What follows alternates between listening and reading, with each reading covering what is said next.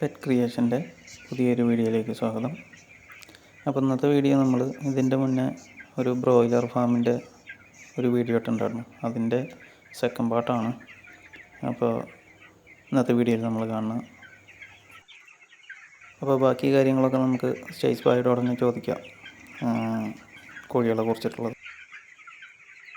മുന്നത്തെ വീഡിയോ കാണാത്തവരാണെന്നുണ്ടെങ്കിൽ വീഡിയോയുടെ ലിങ്ക് ഞാൻ ഡിസ്ക്രിപ്ഷനിൽ ഇടുന്നുണ്ട്.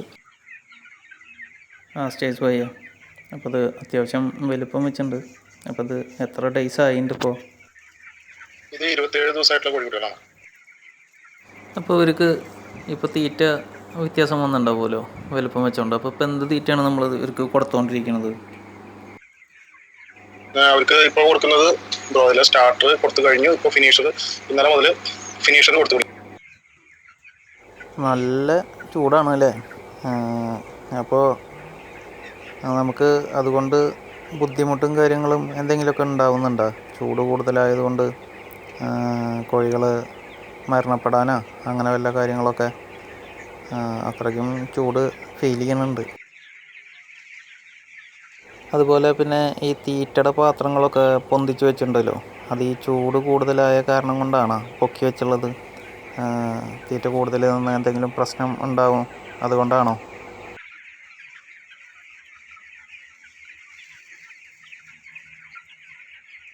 പിന്നെ അതിൽ ഫീഡിങ് ഡ്രം പൊന്തിച്ചാണ് എൻ്റെ കാര്യം. എന്താണെന്ന് വെച്ചാൽ ഇവിടെ ഇപ്പോൾ ഒരു 40-42 ഡിഗ്രിയോളം അടുത്ത് ചൂടുണ്ട്.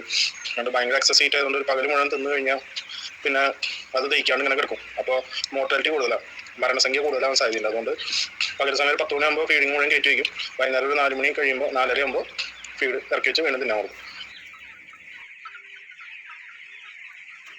അപ്പോൾ ചൂട് കൂടുതലായ കാരണമാവൂലേ ഈ ഗ്രീൻ നെറ്റ് കൊണ്ട് മറച്ചുള്ളത് സൈഡൊക്കെ? അപ്പോൾ ഡയറക്റ്റ് ചൂട് കാറ്റ് അടിക്കാതിരിക്കാൻ വേണ്ടിയിട്ടാണ് ഈ ഗ്രീൻ നെറ്റ് ഇങ്ങനെ കെട്ടി മറച്ചുള്ളത്.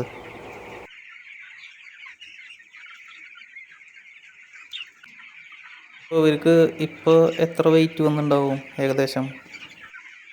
ഒരു 850-900 ഗ്രാം ആയിട്ടുണ്ട്. 26 ദിവസം. ചൂട് കാരണം കുറച്ച് തൂക്കം കുറവാണ്, എന്നാലും കുഴപ്പമില്ല. അപ്പോൾ നമ്മൾ പുതുതായി ഫാം തുടങ്ങുന്നവർക്ക് എന്തായാലും ഒരു മാതൃക തന്നെയാണ് നമ്മുടെ സ്റ്റേജ് ബൈ. ഒരു 2 മാസം നല്ല രീതിയിൽ നമ്മൾ കഷ്ടപ്പെടുകയാണെന്നുണ്ടെങ്കിൽ അതിനുള്ള റിസൾട്ട് കിട്ടും എന്നുള്ളതാണ് ഇപ്പോൾ നമ്മൾ സ്റ്റേജ് ബൈയുടെ ഫാമിൽ കൂടെ നമുക്ക് മനസ്സിലാക്കാൻ കഴിയുന്നത്.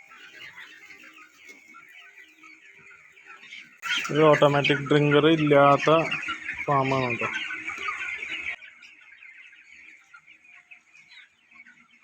ഇപ്പോൾ ഷീറ്റും കാര്യങ്ങളൊക്കെ താഴ്ത്തിയിട്ടുണ്ടല്ലോ, ചൂട് കാരണം തന്നെ ആവൂലേ താഴ്ത്തി വെച്ചുള്ളത്? ഇതിപ്പോൾ ഷീറ്റ് താത്തിട്ടുണ്ട്, ഷീറ്റിലേക്ക് വെള്ളം കിട്ടാൻ വേണ്ടിയിട്ടാണ്.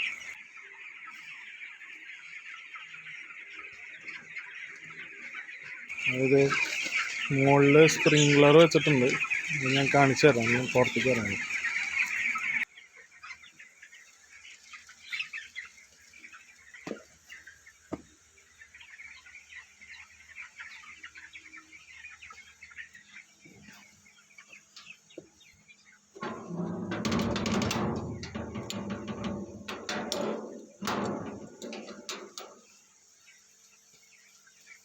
നമ്മളിവിടെ ഷീറ്റ് അതെങ്ങനെ വെള്ളം കിട്ടുകയെന്ന് പറഞ്ഞാൽ മനസ്സിലായില്ല. ഷീറ്റ് ഇട്ട കാരണം നമുക്കെങ്ങനെ വെള്ളം കിട്ടുക കൂടിൻ്റെ ഉള്ളിലേക്ക്? ഷീറ്റ് കെട്ടിയിട്ടുണ്ട് സൈഡിൽ, അതുകൊണ്ട് മുകളിൽ സ്പ്രിങ്ക്ലർ വെച്ചിട്ടുണ്ട്.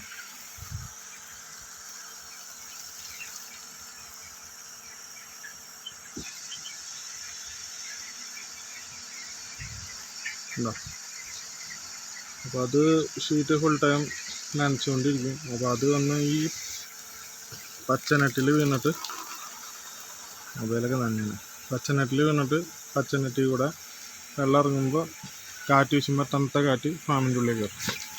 അതുകൊണ്ട് ഫാമിലേക്ക് നല്ല തണുപ്പായിരിക്കും. ഇവിടെ ഇവിടുന്ന് ആ കാണുന്നതാണ് ഇവിടെ അടുത്ത ഫാം, വലിയ ഫാം. അതും അതേപോലെ തന്നെ ഇട്ടാണ്. അതിലും സ്പ്രിങ്ക്ലർ ഈ അറ്റം മുതൽ ഫാം തുടങ്ങാൻ ആഗ്രഹിക്കുന്നവരും ഫാമിനെക്കുറിച്ച് കൂടുതൽ ഡീറ്റെയിൽസും അറിയണമെന്നുള്ളവർക്ക് സ്റ്റേജ് സ്പൈയുടെ നമ്പർ ഞാൻ ഡിസ്ക്രിപ്ഷനിൽ കൊടുക്കുന്നുണ്ട്. അപ്പോൾ വിളിച്ച് സംസാരിക്കാവുന്നതാണ്. ഫാമിനെക്കുറിച്ചുള്ള കൂടുതൽ വിശേഷങ്ങളായിട്ട് നമുക്ക് അടുത്ത വീഡിയോയിൽ കാണാം. അപ്പോൾ ഇന്നത്തെ വീഡിയോ ഇഷ്ടപ്പെട്ടു എന്ന് കരുതുന്നു. അപ്പോൾ വീഡിയോ ഇഷ്ടമായെങ്കിൽ എല്ലാവരും ഒന്ന് ലൈക്ക് ചെയ്യുക, ഷെയർ ചെയ്യുക, സബ്സ്ക്രൈബ് ചെയ്യുക. ആ തൊട്ടടുത്ത് കാണുന്ന ബെല്ലൈക്കൺ കൂടി ഒന്ന് എനേബിൾ ചെയ്യുകയാണെന്നുണ്ടെങ്കിൽ ഞാനിടുന്ന പുതിയ വീഡിയോകൾ നിങ്ങൾക്ക് നോട്ടിഫിക്കേഷനായി ലഭിക്കുന്നതായിരിക്കും.